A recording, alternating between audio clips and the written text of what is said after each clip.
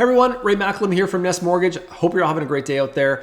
Today is rate update day, and the Bank of Canada announced that they are increasing their policy rate by 0.5%, which is less than the 0.75% that was widely expected by markets and economists everywhere.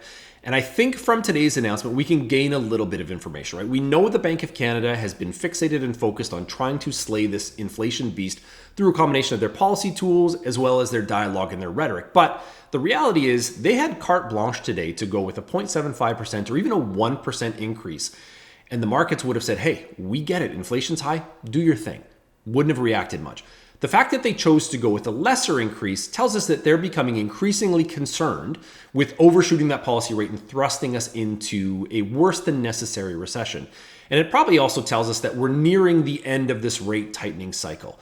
Now, I think overall that's good news because consumer expectations around inflation are still quite high, but consumer sentiment is at a really low point. It hasn't been this low since the early stages of the pandemic. Now we know that the sentiment numbers are largely fear-driven and uncertainty-driven. So the fact that we can sort of start to pin down this variable of this unknown, this rate tightening cycle as we get close to the end of it, will only serve to strengthen consumer confidence.